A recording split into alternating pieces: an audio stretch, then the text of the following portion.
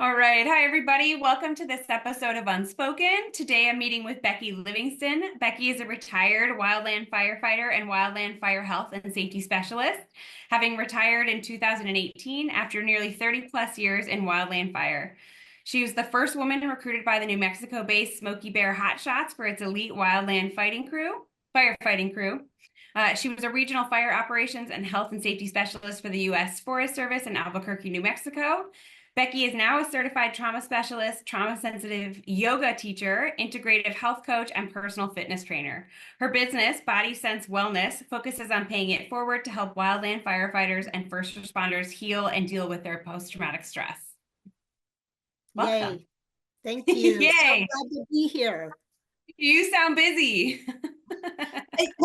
I have to be reminded of that. We're not supposed to be busy in retirement, right? Yeah, that's the general gist of things, I suppose. But maybe that's just not your style. Yeah, well, plus it's doing what I love and it's on my time and my terms. That makes a big difference. Yeah, it does. It does. I would say. Well, Bequi, I first just kind of want to hear a little bit about what drew you to a career in wildland firefighting, and how that journey's evolved for you. Yeah, it was a crazy ride. Actually, I started my wildland fire career in 1979. And what's funny is I knew in high school I wanted to be a firefighter, but I had never heard of wildland firefighters until 1979. So once I heard about that and I applied and was accepted on the Smoky Bear Ranger District, it was perfect because for number one, what I loved about wildland fire is you're outdoors in the woods, helping Mother Earth, helping Mother Nature. Also, the physical aspect of the job is crazy. And I was an elite athlete at the time. So that was like, check that box. And also the camaraderie. The camaraderie of being a wildland firefighter was amazing. Plus, I had just lost my mother to alcoholism. And so I really needed something different to do and somewhere different to go. I was in college. I was just not happy. So, it was amazing to be able. So I started in 1979 as one of the pioneer women in wildland firefighting, and actually was hired because of the spelling of my name, Bequi. They thought I was a male. That says something, huh? It does. Did you, I guess this is kind of like in your personal life and then also potentially, I guess, in your professional life, but did you receive any pushback on that because you were a female? Absolutely. Well, and so prior to that, I got pushback just wanting to be a firefighter. I'm pretty small. I'm tenacious. I'm 4'10". So I had a lot of people telling me, you're too small, you're a woman. But what does that do? It makes you want to do it even more. And the first day that I got hired and showed up for work on the job, me and 9 males. And once they realized I was a female, they did everything they could to try to convince me to be in the office, take a job in the office, of which I said not only no, but hell no. So yeah, there was pushback, but I am so glad that I just stood my ground. Yeah. Did you get personal pushback too, like from family members and friends who questioned your? Luckily not as much. No, I was really fortunate because my father always told me, never to limit myself. I could do anything that I wanted. So family was very supportive, even though they had no clue what wildland firefighting entailed, but they were very supportive. Yeah, that's really lovely to have that kind of support around you and encouragement. Oh yeah. Yeah, for sure. Amazing. Um, I'm going to kind of touch on some of the mental health issues that kind of arose. And I have a few other questions in here, but my first one is, in your view, what are some common misconceptions about traumatic stress, particularly with first responders? Oh my gosh.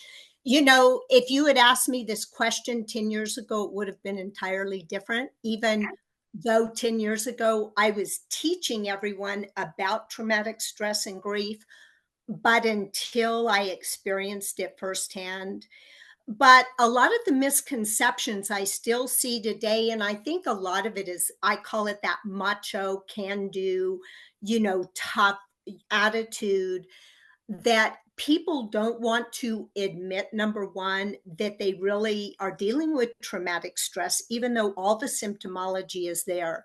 And again, a lot of it is that stigma, the emotional and mental health stigma. My husband is a Vietnam veteran.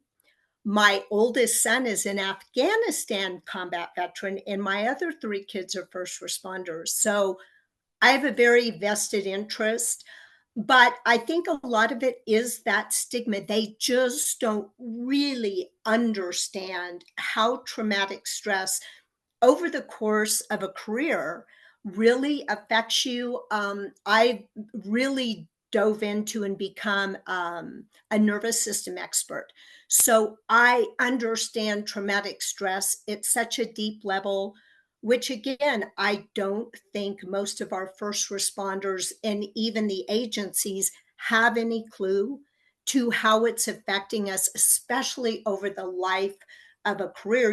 A veteran, for example, my son and husband, bless their hearts, spent a year in combat, a tour.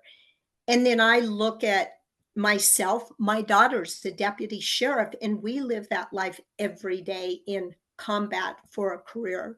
So that accumulation, that chronic traumatic stress and grief over this span of a career and what it does to our bodies is crazy. Yeah. So the misconception is that people aren't as aware of it as we would like to think in those I roles. think so. I think people just aren't aware of it, but aren't aware of it at the level of aware. So aren't aware that it affects us at a nervous system level. It's not just the cognitive brain, it's neurobiology, but really the nervous system. And I'll talk more about that as we get into it. But there's just this misconception. And also, it will never happen to me. I'll give you a snippet that's fascinating too. What we've found is it's called the ACE study, Adverse Childhood Experiences, you're familiar with. And, I've been really involved in that, and we're finding such a high correlation with veterans and first responders with a higher ACE score in developing this PTS and complex PTS. So again, that's this misconception of not understanding those Jenga blocks. That damage has already started years and years ago. Yeah, yeah. Just to share some commonality here, Becky, my parents are both military. My Oh. dad is a Vietnam veteran, my mom is a Vietnam nurse, and also a first responder. So that resonates with me a lot. In fact, in my household, which looking back on it was a very well adapted household with all things considered, PTSD, I brought that into the conversation in grad school. So I was like well into my 20s. Wow. I'm their youngest child of four. So years had gone by before that was really something that was spoken about. And even now, engaging in those conversations, in particular with my parents and their friends, they're a big part of the VFW and whatnot. Um, the conversation is sensitive around that. And there is something that you said that resonated with me. There is well, it happens to other people, and this is what I saw in those people. Yes. But the ability or the skill or the level, I'm not sure what the right language is there, but to like bring that back into yourself is really challenging. Wow. Well, and I want to say too, thank you for their service. Please tell them for me and Yeah, welcome home. I And will. thank you for sharing that. But yeah, Yeah. my husband, Vietnam veteran, it's been in the last 6 months that he finally admitted he has PTSD. And it Mm. was only because of what he's seen happening to me and recognize that in himself. Yeah. Yeah, it's very similar. I think my parents, in particular my Wow. dad, I talk with him a lot about this kind of stuff. Every time I go home, I'm like, got a new question or a new series of questions. Mm. But there is that sort of awareness is like almost in the background, and that it like sort of takes something to, in my experience, to bring that up to the forefront and acknowledge that it's like very pervasive. No, absolutely. And Yeah. I think, even in that self, even in that, there's even that little bit of validation for them once that awareness comes up and they can recognize that in the associated symptom of, oh my goodness, wow, this really is something. Yeah, yeah, yeah. Thank you for sharing. Yeah. Of course, you too. So you obviously specialize in first responder health and wellness. So what are some key strategies that you recommend for people in those roles to help? Oh, Yeah, and there's so many of them. Number one, and I'm using my experience because, again, Catherine, 10 years ago, it would have been different. yeah. And what's worked for me, number one, is awareness. Just like we were talking to, recognizing, having the awareness that this is happening. You've got the symptomology, and this is a real thing. Mhm. So that awareness, part of that is, and I can get in later. I'm a huge advocate and a teacher of somatic awareness. Our body's always telling us if we choose to pay attention and listen. So, listening to the body. The other huge thing that was really big for me is education. Knowledge is power. And once I started really educating myself and learning about this and how it was affecting me personally, not what everybody else was telling me, Yeah, what I learned on my own, again, was so helpful. That validation. So you've got that awareness, you've got that education. The other thing is, getting professional help yeah. and getting not only professional help, but what I call it trauma safe. Some people call it trauma informed. And again, I have a whole other thing, but trauma safe practitioners are these practitioners that understand us as a first responder or a veteran. And they practice all the trauma safe modalities and not just to rely on one modality like the top down approach, which, not just the talk therapy and all the cognitive stuff, but you have to include the somatic, the bottom up approach. For me personally, the somatic piece is really what started my healing, Mhm. even after everything else. Mhm. That somatic piece. Another huge step is it's okay not to be okay, going back to that Yeah. stigma. But with that, one huge thing that I really encourage people is being able to ask for help and receive that help, that it's okay to ask for help, Mhm. when needed in yourself or if somebody else needs it. Yeah. And, not be afraid of that, not be afraid to ask for what you need and be willing to accept it. Yeah, yeah. I I didn't even really introduce myself to you, so you may already know this information. I just like launched in, but I am the clinical director here at the Integrative Trauma Treatment Center, Okay. and our integrative approach includes the somatic piece of things. It's looked a little different since COVID and whatnot, but there's things in there. But why I bring that up is because that is the space where we tend to lose some clients. And what I mean by that is that we can get a lot of people in the door who recognize that like something's not quite off, relationships aren't functioning the way they want, or they themselves are not sleeping or eat, or something is going on. The issue that we run into with the somatic piece of it is that people can intellectualize themselves out the door, right? Yeah, And they can yeah. stay in this very heady space. But the minute that you try and bring that into the rest of the body, there's a lot of distance and there can be a lot of emotion that's tied to it. And I think that that for us, in my experience, is a critical point in the therapeutic process where somebody is either going to lean in Mhm. or are not at that place where they can do that yet. Wow. Well, and we'll talk more later. I'm really interested in what you do, but I love, yeah, that integrated approach. But another piece of that that you touched too is, first responders like veterans, we're a different breed, Yeah. and I don't need to say much more, but we need to be handled with care. Yeah. Yeah, because the way that we perceive and conceptualize things is, and you can lose, yeah. And down the road, we'll get into that about being trauma safe. But yeah, understanding what works and what doesn't work for our breed. Yeah. So is that to say then that for you, the yoga part of it came later, that that wasn't always something you were doing? Okay, so this is fascinating. Yes, so I've been doing yoga for many. Well, I don't call it yoga.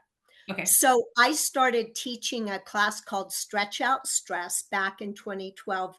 So I went to Duke University, became an integrative health coach, mindfulness-based stress reduction instructor, somatic instructor.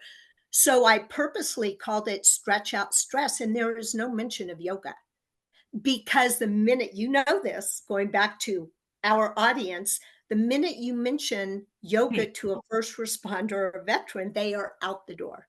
Yeah. So even though I am yoga certified, I don't call any of my classes yoga. I use softer language, gentler language, Hmm. and all that goes with it. So I don't know if that answers it, but yeah. And again, that's been over the course of my healing journey and what's worked for me in understanding what can be very activating in language, terms of language. Give you another snippet. So my oldest son is a Afghanistan combat veteran, helicopter pilot with PTSD. And I don't call it PTSD, I call it PTS, but we'll get to that in a minute. And his wife is Chinese and she's a yoga instructor. And they were here about 2 years ago, and I was putting them through some stretching. And then the wife was, and she started bringing in Sanskrit, Shavasana, and corpse pose. He was up and out of there quicker than it, Yeah. you know, Yeah. because for him, the Sanskrit, is very triggering for him. Yeah. It was kind of funny, but I get it. So Yeah. Can I take a guess as to why you don't put the D on the end of that? please do. Okay, just a shot in the dark, obviously, but I'm assuming it has something to do with the fact that it is so normal to experience post-traumatic stress that it isn't something that you would consider a disorder because it is very well within the realm of normalcy for people who are working in those types of environments. Oh, I love what you said. You kind of hit it. And I know you, Catherine, reading all the updated research from Yeah. somatic practitioners, everyone from Gabor Mate to Bessel, van der Kolk, and Peter Levine, is I will not call it a disorder. I will not call it a disease, and I won't put a label on it. So to me, it's not a disorder, it's post traumatic stress. And I think, too, going back to what I said in the beginning, a lot of the newer research is really looking at more as a Mhm. nervous system injury. So why are we labeling people as a disorder? Because to me, that can be very activating in itself. Yeah. Yeah. Yeah. The somatic piece of it, so I got my education in 2006, and at the time I was looking for a trauma specific program in part because I have a mother who's a trauma nurse and that was just an environment that I grew up in and I was comfortable in. And at the time there were four programs in the United States that had a master's of counseling, and one of them was like an equestrian based program in North Dakota. I was like, that's not really my scene. And anyway, I bring that up because even then, which in the grand scheme of things was not terribly long ago, the somatic component of it was really not an educational piece. It's been in my experience in the last 10 years or so. And then specifically, I've been with ITTC for the last 4 years, that the amount of education that we're having to do around the nervous system and like what that is and why it's responding this certain way has, I mean, it's grown. It's just now a part of that initial conversation. Whereas even that 20 years ago, almost 20 years ago, it really wasn't. Wow. Well, gosh, and so for you personally, I can imagine the growth that you've seen and Yeah. evolved. Yeah. But you're right. So for example, I'm just now entering a PhD program at Naropa University in somatic psychology. So it's exactly as you're saying, boy, Yeah. yeah, the growth. And now, I mean, I love it, but even in that, it can be very overwhelming. Yeah. It can be very overwhelming. Just a sidebar, we're about to accept two Naropa students for us as interns. Really? Oh, Yeah. that is neat. Yeah, I love their program, so I'm glad to hear that that's a possibility. Wow. Yeah, we've got some Portlander Naropa students in Oh, January. Yeah. wow. Okay, so in the same vein, kind of on the same thread, Becky, what are some of the biggest challenges you encounter when you're trying to raise awareness? Is it is it that resistance? Oh yeah. Yeah. Big thing is resistance. I was laughing. I was talking to someone last night. Ironically, I didn't even think about this till yesterday. One of the challenges is my age. Oh, So I'm it's the weirdest thing. yeah. I'm 67, but I think of myself as being in my 40s. I'm active, but I can really see that. It's like people think, oh my God, she's old, she's ancient. What does she have to offer? So that's been a challenge because sometimes I have to prove myself, Yeah. whether standing up on a table because I'm so small. I did this at a conference recently. I had to get up and stand like up on a high stage to get people's attention. Yeah. So that's never been something I thought about. So it's an interesting challenge. But I think the biggest thing is, yeah, just there is such a mindset. There's that stigma and that stuck mindset, especially from leaders that aren't looking at the big picture and trying to convince them again the importance of incorporating this type of learning and education into basic academies. I mean, I've fought this battle for 20 years, Mhm. trying to incorporate this into basic academies, just really get the information. But another piece of it too that I found, and it's not just in the mental and emotional health aspect, but still tied to traumatic stress, is, when I look at wellness, I look at pillars of wellness, the physical, which is the physical fitness, which so many departments are stuck on the physical fitness. But Yeah. there's the mental, there's the emotional, the relational, and the spiritual. And I was doing a program with one of my best friends that she and I had developed back about, 2012.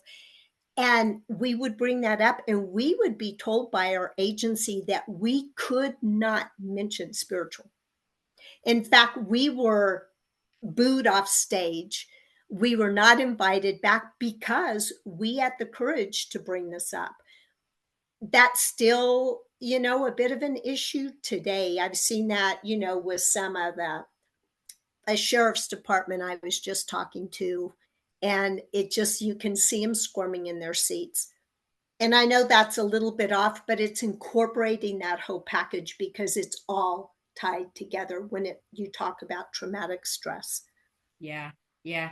I think just to add on to that, I think one of the other things that I've noticed that has come up, and we sort of talked about this a little bit already, but I noticed it in particular. We've got a clinic around Portland that does a lot of outreach work, and they're dealing with traumas left and right for young people, and we do Mm. some of their crisis work. And one of the things that comes up quite frequently, I might say this very inarticulately, so hang in there with me, um, is it's about expectation of self almost that these people, quote unquote, are having much worse days than I'm having, or they're going through something terrible. This is a teenager who's houseless, and that was never a thing that I had.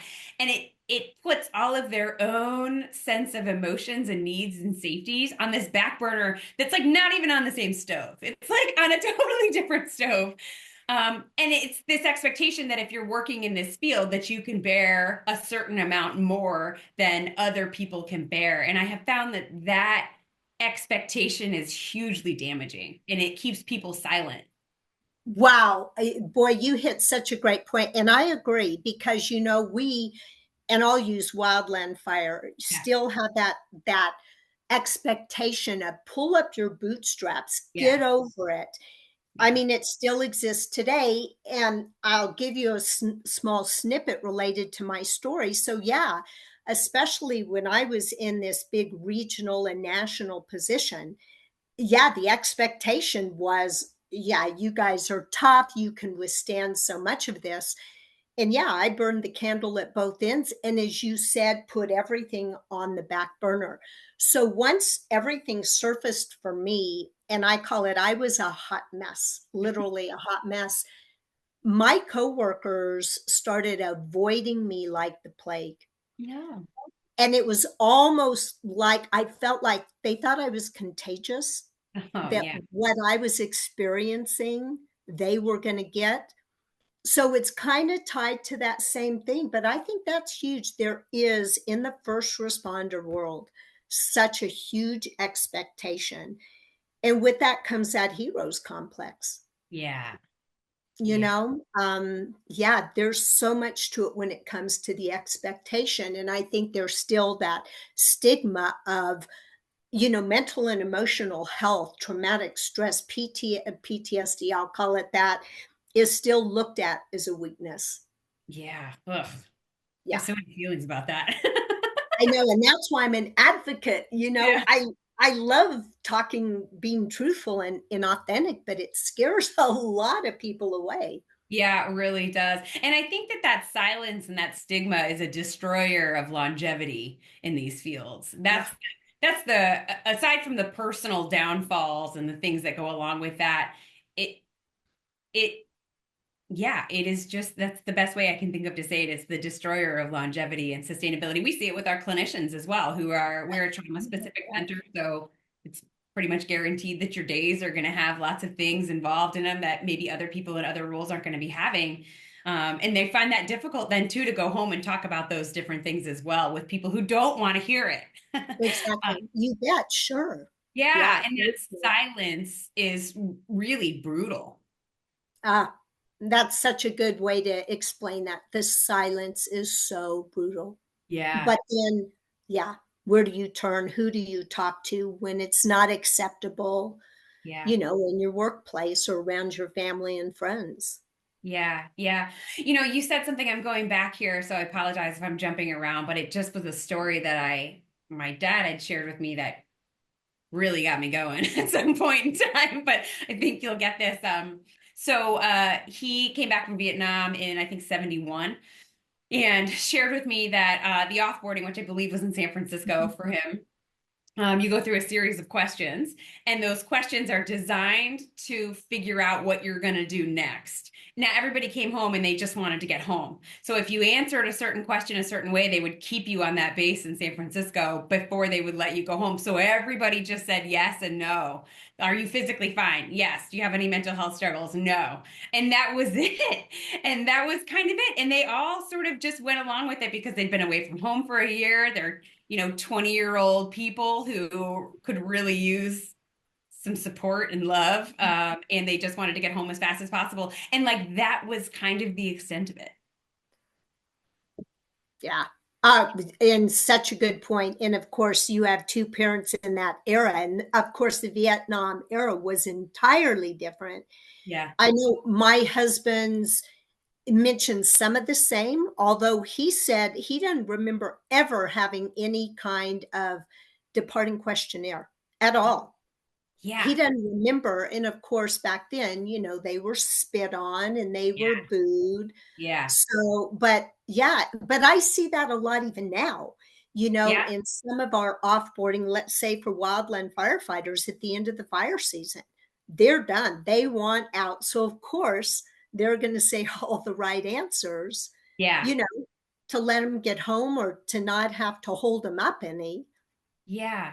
I guess I have a question about the specific to the wildland firefighters. I was a part of the Red Cross, like disaster relief and emergency preparedness for a while. And one of the things that was a part of every event that you went to was a debriefing afterwards. And it was a really pretty vulnerable space, actually. I think the Red Cross has some different structural components that make it a space that's easier to talk. It's mostly volunteers, all that kind of stuff.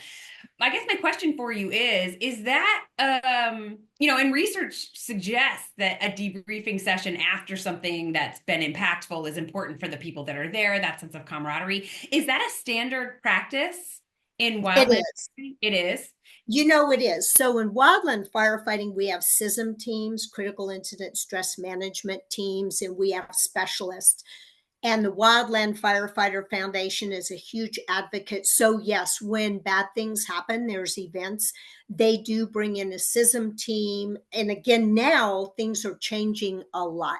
Yeah. And, but what I know based on what happened to my small community this summer is, so you know this, Catherine, the two big things with trauma is establishing safety and trust. What happens a lot with these firefighters, depending on who the team members are, they might not trust them or feel safe with them. And even though they have the system, they may not come forward. Mhm. And also, we in the past have had some really bad outcomes. I'll use 1994 at the South Canyon fire, that killed 14 of our elite firefighters. And I have a lot of friends, and they had this huge, it wasn't schism, it was more of a debriefing afterwards in a huge auditorium. Every firefighter got up and walked out and Really? went to the bar Mhm. because they didn't feel safe. They didn't trust these practitioners. So I will have to say, though, full circle back to, yeah, there are a lot of things in motion now for wildland firefighters, but there's still apprehension. There's still stigma based on who those providers are and Mhm. how safe, our wildland folks feel with them and trust them. Yeah, yeah. I think I read about that. I actually wrote a little thing about it. I read an article that you wrote for the International Association of Wildland Fire called A Firefighter's Journey to Finding Calm in Chaos, Uh, where you shared several stories that impacted your mental health during your time as a firefighter. That story, I believe, being one of them that was in there. And it left me wondering when the awareness set in for you around the impact that the job was having on your body and your mental health. well, and again, it's real interesting because my body had been telling me for years, Right. but I ignored it, Yeah. distracted myself, every which way. I mean, I've had a lot of personal trauma in my life. I Yeah. lost my mother to alcoholism when I was 21. I lost my brother, he took his life. So there was a lot of personal trauma which I wasn't dealing with. And literally it was in 2015, but I think it started unwinding in 2013 with the Yarnell Hill fire that killed 19 of the Granite Mountain hotshots. I was very involved in that. That's when things started unwinding, but I just distracted, busied myself. And then in 2015, bam, bam, just I had one after another personal losses and tragedies, including my daughter being diagnosed with cancer and a few other things. And it was literally like a light switch, literally, to where I just one day this light switch turned and my C-PTS came up, severely depressed, and just all of those symptoms. It was, I liken it to my body or my nervous system finally saying, you know what, girlfriend, if you're not going to do it on your own, I'm going to do it for you. Yeah. Yeah. it, I, that's the best way I can explain it. It wasn't by choice, Yeah. but it just happened just like that. It was devastating, but it's been my greatest gift. Yeah, you kind of touched on what I was going to ask you, which was like, do you think that was just your body being like, I've had it with this avoidance business?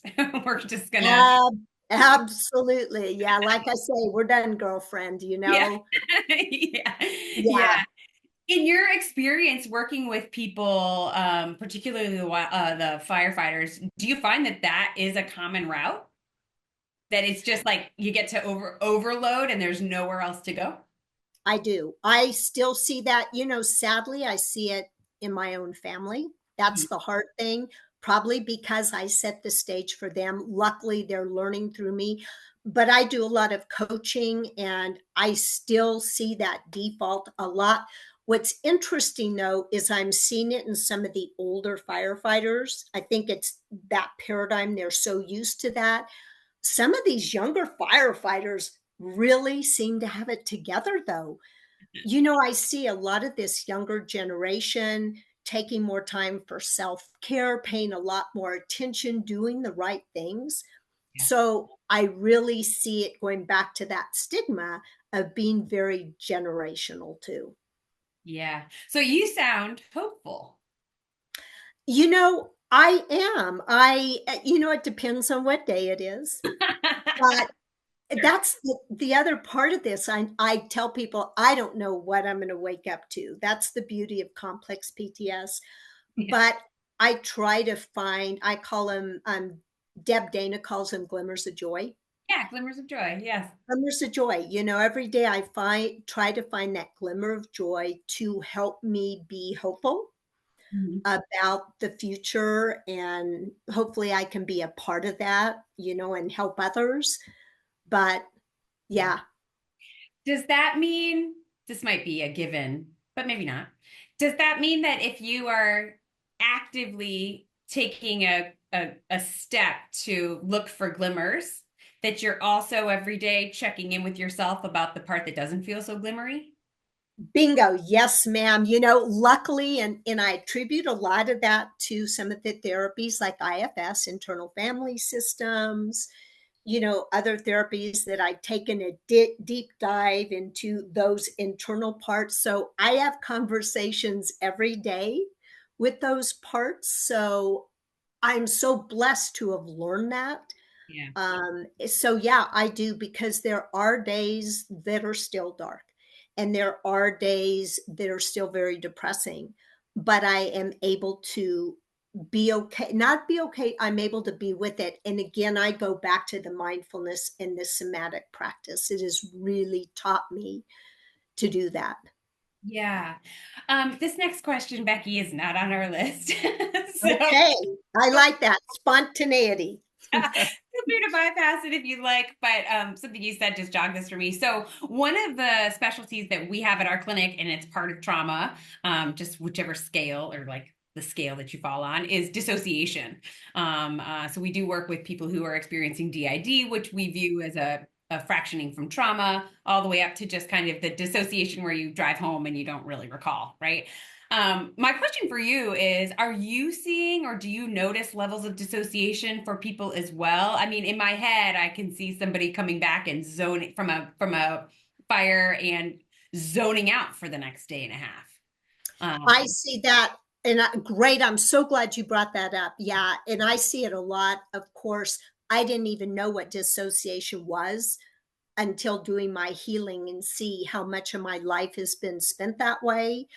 But just even this last summer, talking to a lot of people that, as you said, I see two things. I use dissociation as is zoning out, being completely out of your body, not even knowing what your body feels like.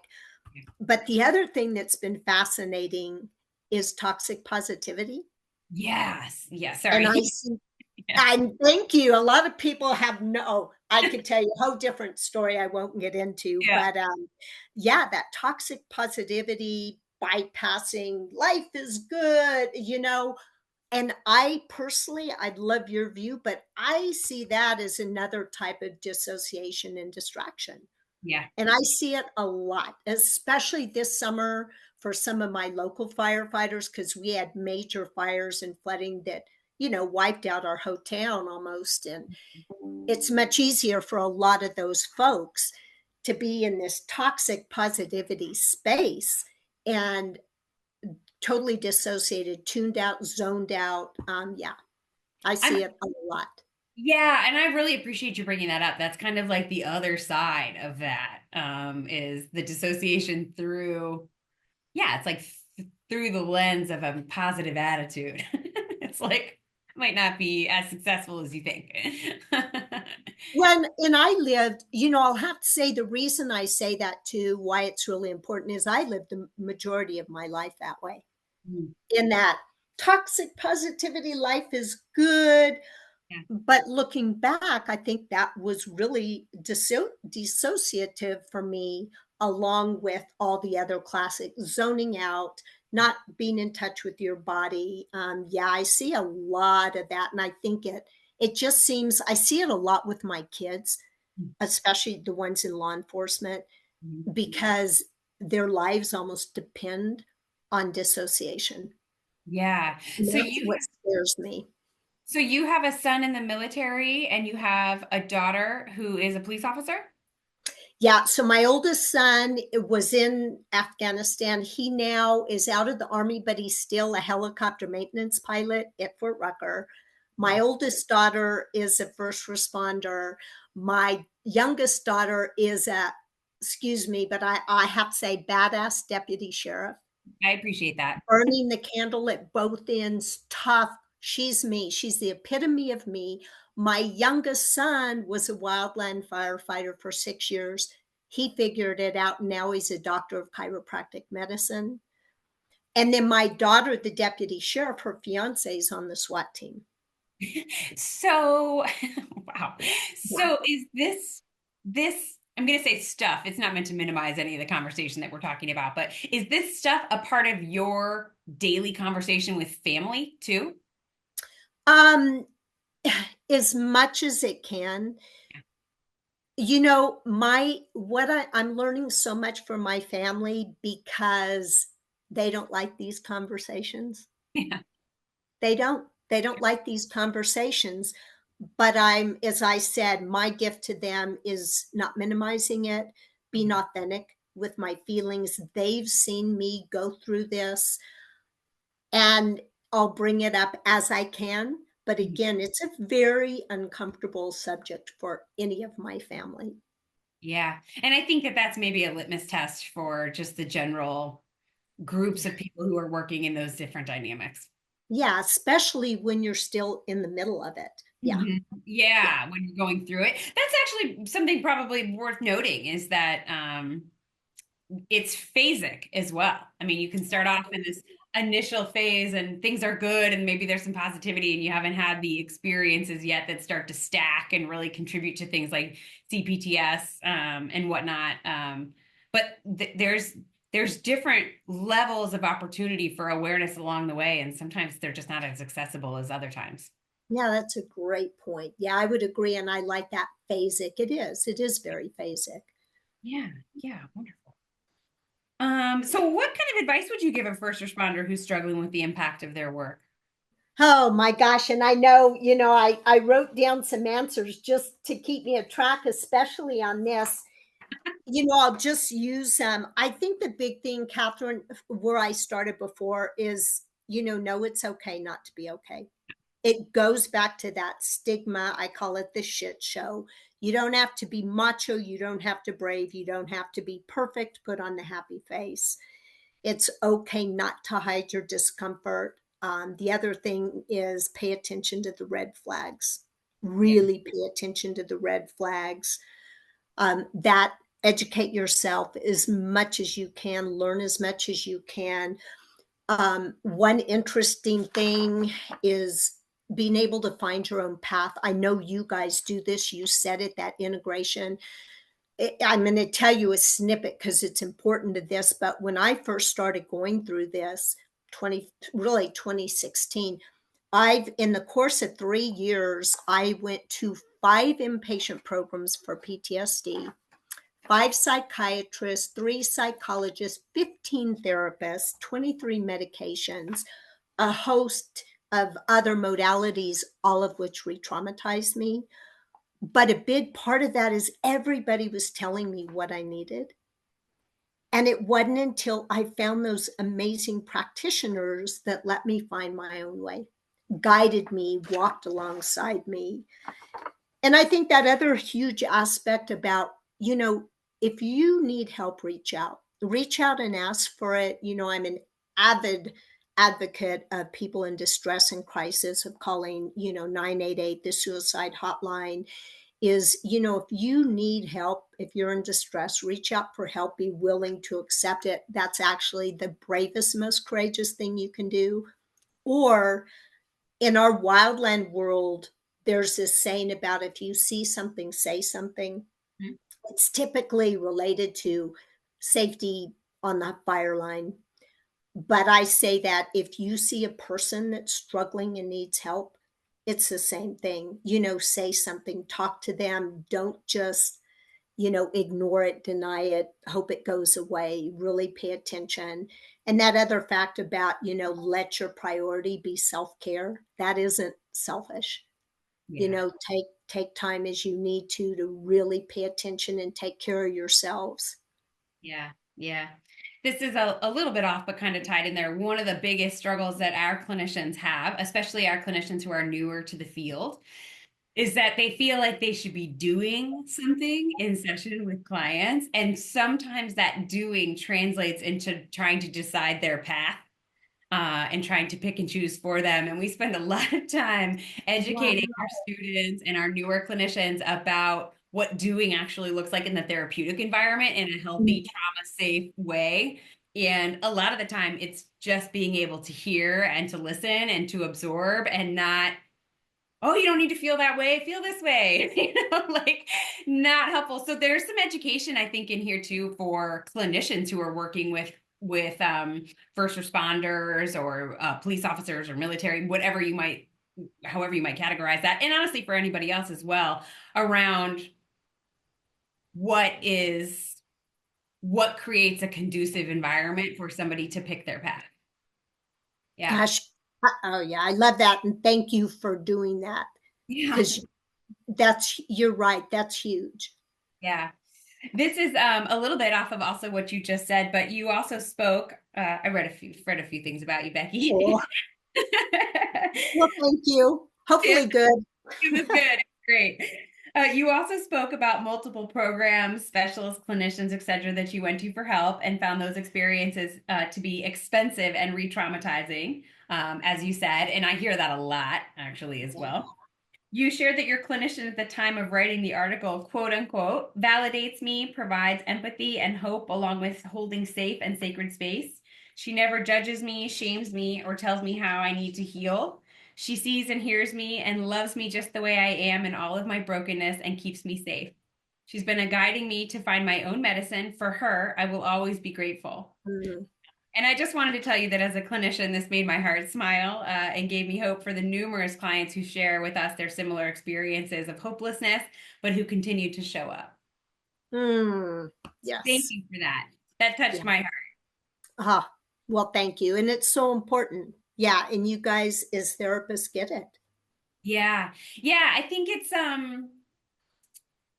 one of those things where I, like you, have been in the trauma field for a while now, and I don't forget that that's not the education that everybody has and that all the clinicians who are operating out there have, but I am reminded of it quite regularly when we get people who come in and we spend a bit of time not undoing the things but recalibrating to the therapeutic space and what that looks like in a healthy, really honest and vulnerable way. Mm. I love that. And one thing I'll add to that, just because it came into my mind, I love that. And, as I mentioned before, when I used to teach all this stuff 10 years ago, it was entirely different. It was all from up here. Yeah. Now because I've had this gift of this incredible experience, I know what it feels like. And even like my therapist has been through her own journey with complex PTS, with grief. So her validation, she understands what a lot of that felt like. Yeah. So that added to that validation. But yeah, it's an incredible space to be in. And yeah, you know, it's so helpful to people when done the right way. Yeah. So for your therapist that you were working with, or maybe even still are, was it important for you to know that they shared an understanding of trauma? Yeah, and thank you for saying that. I meant to mention that. What I loved is when I first met with her, she did a free 90-minute intro session, free. And she asked permission if it would be helpful to share some of her story. That was the key for me. Oh, wow. That she not only shared part of her personal vulnerable story, but in tears. Yeah. That was the key to that safety and that trust for me. Yeah. And yes, I still do see her. You do? So I do. She just, yeah, I mean, I call it magical. When you find that relationship with that person, it's magical. Do you mind if I ask how long you've been in that relationship? So it's going on 5 years. Yeah. Yeah. Mm. And was that, I know again, you talked about seeing all of these different people. Was that the first person that gave you that space? In that way, yes. I didn't start seeing a therapist until this happened, 2016. And she was the 15th therapist. Wow. And so, yeah, and that's why I use those words: validation, empathy, and hope. For Yeah. me, that was, and of course, the safety and trust, but that was the cornerstone. She could validate my experience. Yeah, this is normal. She had empathy. She walked in those same footsteps and she could give me hope. Because at the time I met her, I mean, I was, of course, those normal symptoms of hopeless despair, helplessness. And she was able to give me, I call it, she was able to shine her headlamp while mine was broken. I love that. She sounds lovely. She is lovely. She sounds really lovely. Wow. Oh, if everybody were so lucky to have a therapist they felt that way about. Yeah, I agree. But again, I think it goes to what I said earlier, and maybe this is advice too. Don't just give up with the first practitioner. It took me years and 15 practitioner or therapists Mm. and some, I mean, really horrific experiences. Yeah, we won't get into the bad experiences, but I kept going and found her. She found me, one or the other. Found each other somehow. We found each other somehow. Yeah, this may not be the most appropriate comment for this venue, but I'm going to go with it anyway. Mike can maybe edit it out later if he needs to. But I tell clients a lot that it's a little bit like dating. Like if I had married the first person I dated, I would have been in real trouble. And I know that that works out for some people, and like good on them. But for the majority of people that I know, it took experiences with different individuals and whatnot to find something that fit and had some longevity to that fit. So when I get clients that come in and they're really disheartened and they've been to one or two clinicians or therapists and whatnot, we try and encourage them through that type of language of just recognizing that it isn't very often anyway in life that this one first time connection is going to be the thing.